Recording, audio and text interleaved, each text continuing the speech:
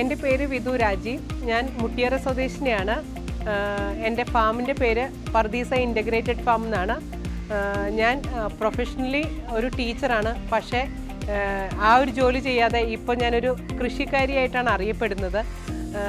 ഞങ്ങളുടെ ഫാമിൽ എന്തൊക്കെയുണ്ടെന്ന് വെച്ചാൽ ആട്, കോഴി, താറാവ്, ഡയറി, അതായത് പശുക്കൾ, ഒരുമാതിരിപ്പെട്ട ഒരു വീട്ടിലേക്ക് ആവശ്യപ്പെട്ട എല്ലാ സാധനങ്ങളും തന്നെ ഈ ഫാമിനകത്തുണ്ട്. ഇതുകൂടാതെ ആ ഒരു വളത്തിൽ നിന്ന് ഞങ്ങൾക്ക് പച്ചക്കറി മറ്റുള്ള കൃഷികളും ഉണ്ട്.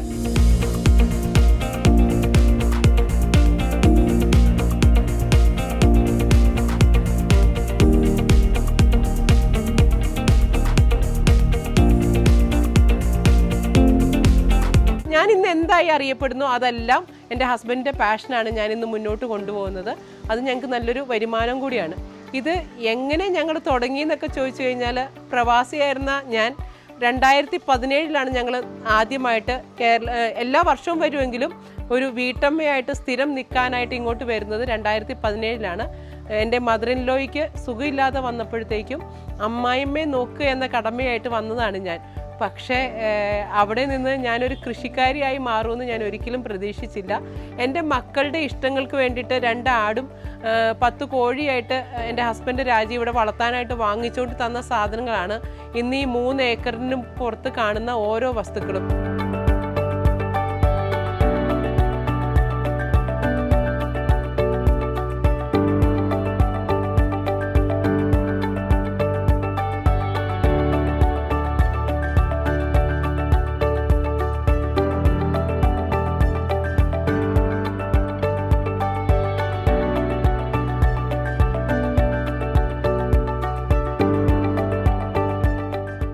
ഇവിടെ ഇപ്പോൾ ഗിനിപ്പന്നിയുണ്ട്, ആടുണ്ട്, 100 ആടുണ്ട്, 40 പശുക്കളുണ്ട്, കുറേ കോഴികളുണ്ട്, പലതരത്തിലുള്ള കോഴികളുണ്ട്.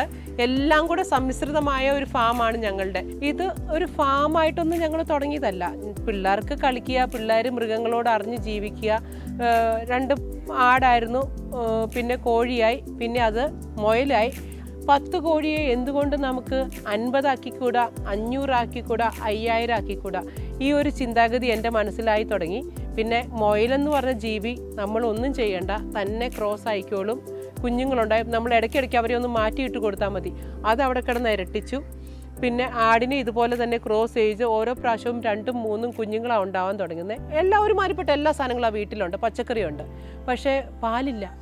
പാലിന് നമുക്ക് എന്ത് ചെയ്യുമെന്ന് ആലോചിക്കുമ്പോഴാണ് ഹസ്ബൻഡ് പറഞ്ഞ ഒരു പശുവിനെ നമുക്കൊന്ന് മേടിച്ച് നോക്കാം. പക്ഷേ പശുവിനെ മേടിച്ചാൽ കറക്കാൻ അറിയത്തില്ല, പശുവിനെ നോക്കാൻ അറിയത്തില്ല. പശു ഒരു പോലെ ആടിനെയൊക്കെ നോക്കുന്ന പോലെ അല്ലല്ലോ പശുവിനെ. അങ്ങനെ ഞങ്ങളും കൊണ്ടുവന്നു ഒരു പശുവിനെ കൊണ്ടുവന്ന് പശു 2.5 മാസം എടുത്ത് പ്രസവിക്കാനായിട്ട്. പ്രസവിച്ച് ദൈവഭാഗ്യം എന്നൊക്കെ പറയാം. പശു പ്രസവിച്ച് ഞങ്ങൾക്ക് കിട്ടിയത് 17 ലിറ്റർ പാലായിരുന്നു ആദ്യത്തെ പശുവിന് കിട്ടിയത്. പശു പാലൊക്കെ തരാൻ തുടങ്ങി. പശുവിൻ്റെ പാല് സൊസൈറ്റി കൊടുക്കാൻ തുടങ്ങി. അന്ന് പശുവിൻ്റെ പാലിന് 17 ലിറ്റർ പാല് കൊണ്ട് സൊസൈറ്റി കൊടുക്കുമ്പോൾ വില കിട്ടുന്നത് വെറും 33 രൂപയായിരുന്നു. ആ 33 രൂപയിൽ നിന്ന് ഇന്ന് ഞാൻ 48 രൂപ സൊസൈറ്റിയിൽ നിന്ന് 300 ലിറ്റർ പാല് കൊടുത്ത് വാങ്ങുന്നുണ്ടെങ്കിൽ അത് എൻ്റെ ഒരു വലിയൊരു വിജയം ഡയറിയിൽ വന്നു.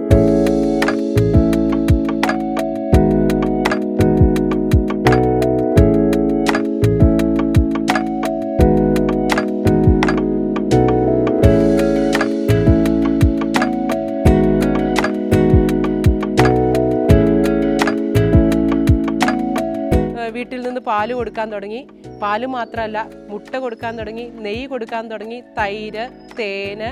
പിന്നെ ഇപ്പോൾ ഞങ്ങൾക്ക് അവിടെ ഡ്രയറുണ്ട്. ഡ്രയറിനകത്ത് ഉണക്കി കപ്പ, പാവയ്ക്ക, കോവയ്ക്ക അങ്ങനെയുള്ള കൊണ്ടാട്ടങ്ങൾ. അതുകൂടാതെ ഇറച്ചി ഉണക്കി ഗൾഫിൽ നിന്നും പുറത്തുനിന്നുള്ളവർക്കൊക്കെ വേണ്ടിയിട്ട് ബീഫ് ഉണക്കിയിട്ട് അത് കൊടുക്കുന്നുണ്ട്. മുളക് ഞങ്ങൾക്ക് നല്ലപോലെ കൃഷി ഉണ്ടായിരുന്ന സമയത്ത് കൂടുതൽ മുളകെല്ലാം പൊടിച്ച് മുളക് പൊടിയായിട്ട് എടുത്ത് കൊടുക്കുന്നുണ്ട്. മല്ലി കൊടുക്കുന്നുണ്ട്. ഞങ്ങൾ മഞ്ഞൾ കൃഷി ചെയ്യുന്ന മഞ്ഞൾ കൊടുക്കുന്നുണ്ട്. തേങ്ങ ആട്ടി വെളിച്ചെണ്ണ കൊടുക്കുന്നുണ്ട്.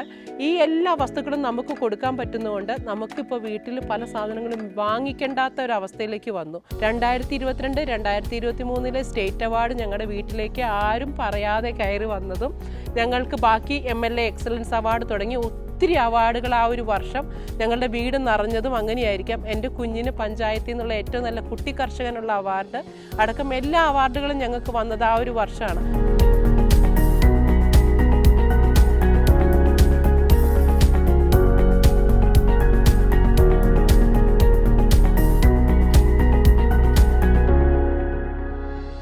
നമ്മുടെ ഈ പർദീസ ഫാമിലുള്ളത് HF ജേഴ്സി ബ്രീഡുകളാണ് കൂടുതലായിട്ടും ഞങ്ങൾക്ക് വന്നേക്കുന്ന ചിന്താമണി എന്നുള്ള പശുക്കളൊക്കെ ആയിരുന്നു. പിന്നെ ഉള്ളത് കുറച്ച് നാടൻ പശുക്കളുണ്ട്, ഒരു ഗീറുണ്ട്, ഒരു കാസർഗോഡ് കുള്ളനുണ്ട്, ഒരു വെച്ചൂരുണ്ട്, പിന്നെ ഒരു റെഡ് സിന്ധിയുണ്ട്, പിന്നെ ഉള്ളത് ഒരു പുങ്ങന്നൂരുണ്ട്.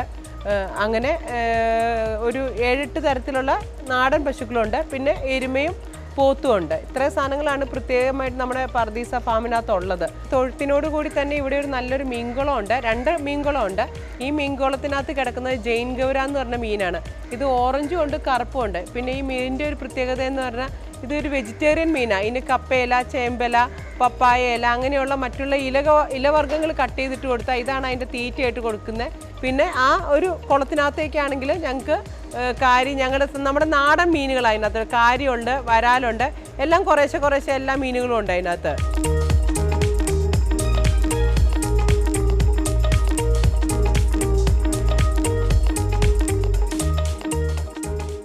ഇത് പർദീസ ഇൻ്റഗ്രേറ്റഡ് ഫാമിൻ്റെ ആടിൻ്റെ സ്ഥലമാണ്. ആ ആടിൻ്റെ ഇവിടെയായിട്ട് നമുക്ക് ആകെ 2 തരം ബ്രീഡുകളേ ഉള്ളൂ. ഒന്ന് മലബാറി ബ്രീഡ്, അതായത് നമ്മുടെ നാടൻ ബ്രീഡും, പിന്നെ ഉള്ളത് ബീറ്റിലുമാണ് ഉള്ളത്. ബീറ്റിൽ ഞങ്ങൾക്ക് ക്രോസ് ചെയ്യാനുള്ളത് ബീറ്റിലാണ് മുട്ടനായിട്ടുള്ളത്. പിന്നെ അത് നമുക്ക് ക്രോസിങ്ങിന് മലബാറിയുടെ കൂടെ ക്രോസിങ്ങിന് വരുമ്പം ബീറ്റിൽ ക്രോസ് കുഞ്ഞുങ്ങളുണ്ടായി വരുന്നുണ്ട്. പിന്നെ ഇവിടെ എന്ന് പറഞ്ഞാൽ ഇൻ്റഗ്രേറ്റഡ് ഫാം ആയതുകൊണ്ട് ഞാൻ പറഞ്ഞല്ലോ, ഓൾറെഡി ഞങ്ങൾക്ക് ചിലവ് കുറച്ചിട്ട് ആട് ഫാം പോകുന്നത്.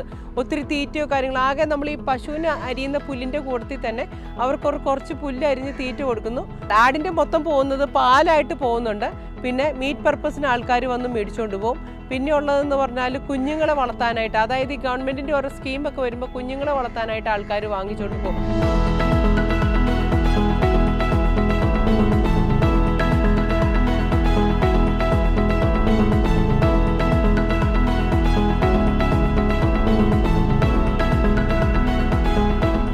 ഞങ്ങൾ ഫാമിലെ നമ്മുടെ വീട്ടിലെ വേസ്റ്റ് മാനേജ്മെൻറ്റ് എല്ലാം സെഗ്രിഗേറ്റ് ചെയ്താണ് ഉള്ളത്.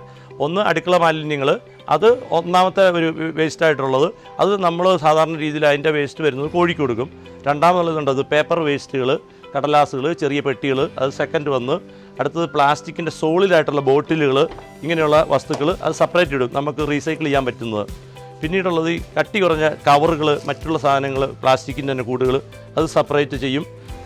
ഈ സെറാമിക്, ഗ്ലാസ്, പൊട്ടിയ കുപ്പികൾ, അതെല്ലാം പ്രത്യേകമായിട്ടുള്ള ഒരു സ്ഥലങ്ങളിൽ നമ്മൾ സൂക്ഷിച്ച് വയ്ക്കും.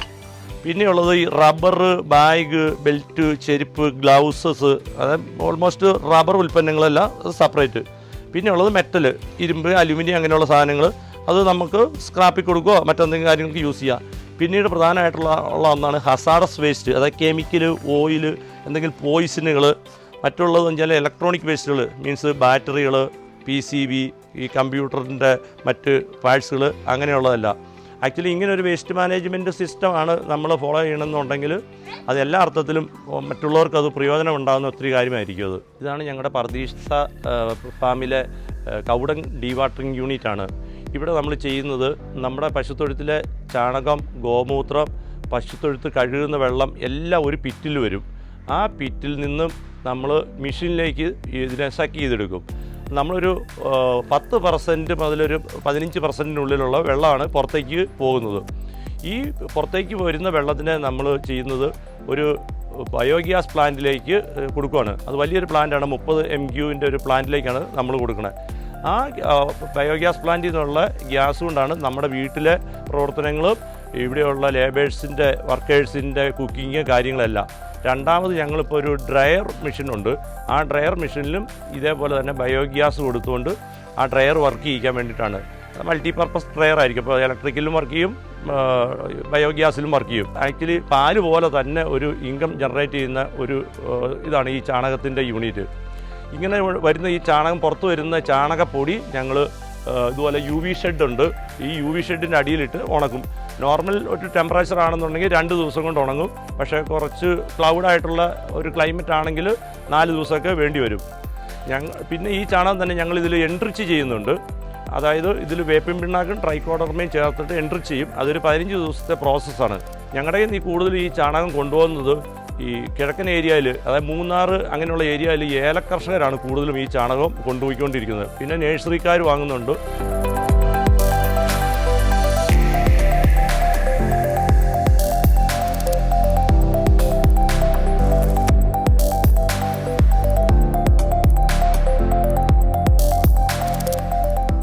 നമ്മുടെ പർദീസ ഫാമിൻ്റെ ഇൻറ്റിഗ്രേറ്റഡ് ഫാമിൻ്റെ ഒരു പോർഷനാണ് കോഴി. കോഴി മാത്രമല്ല, അതിനകത്ത് പലതരം കോഴികളുണ്ടല്ലോ. ടർക്കിയുണ്ട്, ഗിനിയുണ്ട്, കൾക്കം, പിന്നെ വാത്തയുണ്ട്, അരയന്നുണ്ട്, അങ്ങനെ ഗൂസ്. ഇതെല്ലാം കൂടിയതാണ് നമ്മുടെ കോഴിയുടെ ഇതുള്ളത്. അവിടുന്ന് നമ്മൾ മുട്ടയായിട്ട് കൊടുക്കുന്നുണ്ട്. മുന്നേ ആയിരുന്നപ്പോൾ ഫാൻസി കോഴികൾ ഒത്തിരി തരം ഉണ്ടായിരുന്നു. ഇപ്പം ഞാനത് കൂടുതൽ ഡയറിയിലേക്ക് ശ്രദ്ധ വന്നതോടെ നമ്മുടെ കോഴിയുടെ കാര്യങ്ങളെല്ലാം കുറച്ചേക്കുമാണ്. മുട്ട മാത്രമാണ് നമ്മളിപ്പോൾ പിന്നെ വിരിയിച്ച് കൊടുക്കും. ഇടയ്ക്ക് നല്ല ഇതൊക്കെ ആണെങ്കിൽ വിരിയിച്ച് കൊടുക്കും. ഒരു സീസണൊക്കെ കഴിയുമ്പോഴത്തേക്കും നമ്മൾ അതിൻ്റെ ആ മുട്ടയുടെ ഒരു കാലാവധിയും കഴിയുമ്പോഴത്തേക്കും നമ്മൾ നാടൻ കോഴിയുടെ ഇറച്ചിയായിട്ട് കൊടുക്കുന്നുണ്ട്.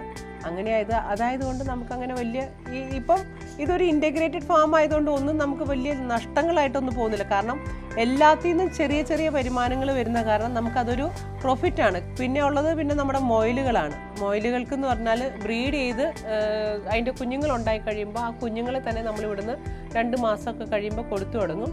ചിലർ വലുതായി കഴിയുമ്പോഴത്തേക്കും ഞാൻ അതിന് മീറ്റ് പർപ്പസിന് കൊടുക്കുന്നവരുണ്ട്. അവർ അങ്ങനെ തന്നെ വന്ന് മേടിച്ച് തൂക്കി മേടിച്ചുകൊണ്ട് പോകും. പിന്നെ പശുവിൻ്റെ നമ്മളിപ്പം ആണെങ്കിലും പ്രൊഡക്ഷൻ നടക്കുന്ന പാല് മാത്രമല്ല, തൈരുണ്ട്, നെയ്യുണ്ട്, പിന്നെ ഇവിടുന്ന് തേനുണ്ട്. അപ്പോൾ ഒരുമാതിരി ഒരു വീട്ടിൽ നിന്ന് കൊടുക്കാവുന്ന എല്ലാ സാധനങ്ങളും തന്നെ നമ്മുടെ ഇൻറ്റഗ്രേറ്റഡ് ഫാമിൽ നിന്ന് നമുക്ക് കൊടുക്കാൻ പറ്റുന്നത്. മഞ്ഞളായിട്ടും കുരുമുളകായിട്ടും മുളക് പൊടിയായിട്ടും മല്ലിപ്പൊടിയായിട്ടും എല്ലാ സാധനവും കൊടുക്കാൻ പറ്റുന്നു. അത് തന്നെ ഒരു വലിയ കാര്യം. അത് നമ്മുടെ വീട്ടിലേക്ക് നല്ല ഓർഗാനിക് ആയിട്ടുള്ള സാധനങ്ങൾ നമുക്ക് തന്നെ ഉപയോഗിക്കാൻ പറ്റുന്നു. അതിനുശേഷം നമുക്കത് പുറത്തേക്ക് കൊടുക്കാനും പറ്റും. കുടംപുളിയുണ്ട്, വാളംപുളിയുണ്ട്, അങ്ങനെ എല്ലാ സാധനങ്ങളും തന്നെ ഇവിടുന്ന് പോകുന്നുണ്ട്. പിന്നെ നമ്മുടെ ഈ ഇൻറ്റഗ്രേറ്റഡ് ഫാമിൽ പ്രധാനമായിട്ടുള്ള സാധനങ്ങളാണ്. അതൊക്കെ ഭംഗിക്ക് വേണ്ടി വളർത്തി തുടങ്ങിയത് കേട്ടോ. പ്രാവ്, ഗിനിപ്പന്നി, പിന്നെ നല്ല ഗപ്പിക്കുഞ്ഞുങ്ങൾ, പലതരത്തിലുള്ള ഡിഫറെൻറ്റ് വെറൈറ്റീസ് ഓഫ് ഗപ്പിക്കുഞ്ഞുങ്ങൾ. അതിനകത്ത് പ്രാവെന്ന് പറഞ്ഞാൽ നാടൻ പ്രാവുണ്ട്. പിന്നെ ബാക്കിയുള്ള വെറൈറ്റി പ്രാവുകളുടെ പേര് എനിക്ക് തന്നെ അറിയില്ല. എൻ്റെ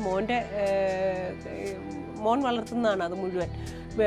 പലതരം വെറൈറ്റി പ്രാവുകളുണ്ട് അതിനകത്ത്. അത് കണ്ടിട്ട് ഇങ്ങനെ വീഡിയോ ഒക്കെ കണ്ടിട്ട് ഓരോരുത്തർ വന്ന് ചോദിക്കും അതിനെ കൊടുക്കാവോ, അതിൻ്റെ വാല്യൂ അറിയാവുന്ന ആൾക്കാരുണ്ടാവും. അപ്പോൾ അതിൻ്റെ കുഞ്ഞുങ്ങളെ കൊടുക്കാവോ എന്നൊക്കെ പറഞ്ഞ് വന്ന് ചോദിക്കാറുണ്ട്.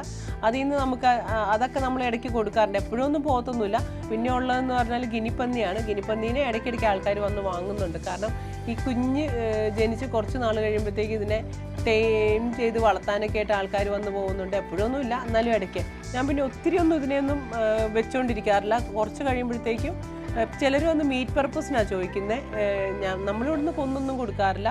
പക്ഷേ അവർ വന്ന് കൊണ്ടുപോകും. അവർ കൊല്ലാനാണോ വളർത്താനാണോ എന്ന് ഞാൻ അന്വേഷിക്കാറുമില്ല. ഇതിലോട്ട് വരാൻ ആഗ്രഹിക്കുന്ന കർഷകരോട് എനിക്ക് പറയാനുള്ളത്, നമ്മുടെ വീട്ടിലെ സപ്പോർട്ട് അത് വളരെ വലുതാണ്. നമ്മുടെ വീട്ടിലെ സപ്പോർട്ട്, അതായത് ഹസ്ബൻഡും വൈഫും ഒന്നിച്ചാണ് ഇത് തുടങ്ങുന്നതെങ്കിലാണ് ഏറ്റവും നല്ലത്. കാരണം എന്നാന്ന് വെച്ചാൽ ഒരാൾക്ക് ഇതിനോട് തീരെ ഇഷ്ടമില്ലാത്ത ഒരാൾക്ക് ഭയങ്കര ഇഷ്ടമാണെങ്കിൽ ഇത് ചിലപ്പോൾ മുന്നോട്ട് പോകാനുള്ള സാധ്യത വളരെ കുറവാണ്. പിന്നെ കഴിവതും എല്ലാം ലോൺ എടുത്ത് ചെയ്യാതിരിക്കുക.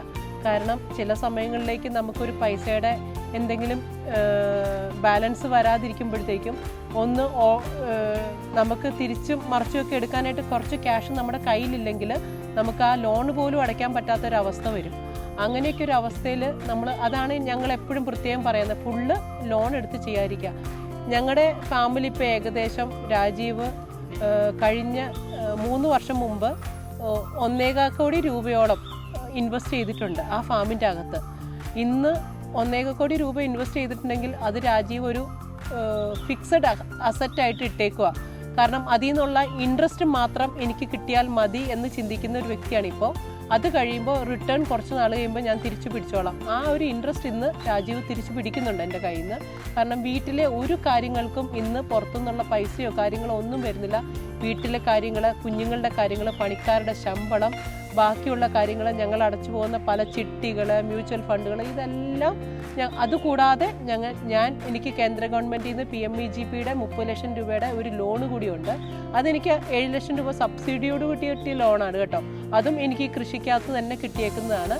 ഓരോ കാര്യങ്ങളും നമ്മൾ കൃത്യമായിട്ട് ഒരു ഓഫീസിൽ പോവുകയാണെങ്കിൽ പോലും നമ്മുടെ കയ്യിലിരിക്കുന്ന പേപ്പേഴ്സ് കൃത്യമായിട്ടാണെങ്കിൽ, അല്ലെങ്കിൽ നമ്മളൊരു ബാങ്കിൽ ചെല്ലുമ്പോൾ നമുക്ക് കിട്ടേണ്ട പണമാണെങ്കിൽ നമ്മുടെ പേപ്പേഴ്സ് കൃത്യമാണെങ്കിൽ നമ്മൾ അവരോട് പോയി സംസാരിച്ചാൽ നമ്മളുടെ ലോൺ പാസ്സായിരിക്കും. പിന്നെ പൊല്യൂഷനും കാര്യങ്ങളും എല്ലാം കൃത്യമായിരിക്കണം. നമ്മുടെ പഞ്ചായത്തിൽ നിന്നുള്ള ലൈസൻസ് കാര്യങ്ങളെല്ലാം കൃത്യമായിരിക്കണം. ഒരു ഫാം നല്ല രീതിയിൽ വലിയ രീതിയിൽ നടത്തണമെങ്കിൽ ഈ പേപ്പേഴ്സ് ഒന്നും ഇല്ലാതെ നടത്തിയിട്ട് നമുക്ക് ഒരിക്കലും രക്ഷപ്പെടാൻ പറ്റത്തില്ല. പിന്നെ ഇപ്പം ഞങ്ങളുടെ ഫാമിൻ്റെ ഏറ്റവും വലിയൊരു പോളിസി എന്ന് പറഞ്ഞാൽ സീറോ വേസ്റ്റേജ് എക്കോ ഫ്രണ്ട്ലി ഫാമാണ്. അതായത് ഒരു കൊതുകോ പുഴുവോ കാര്യങ്ങളോ ഒന്നുമില്ലാതെ സീറോ വേസ്റ്റേജ്. അതാണ് ഒരെണ്ണത്തിൻ്റെ വേസ്റ്റ് മറ്റുള്ളവർക്ക് വളമായിട്ടോ ഭക്ഷണമായിട്ടോ മാറുക. അത് കാരണം അവിടെ വേസ്റ്റ് എന്ന് പറഞ്ഞ കാര്യങ്ങൾ ഇല്ല. അത് തന്നെ ഞങ്ങളുടെ ഫാമിലി ഏറ്റവും വലിയൊരു അസറ്റാണ്.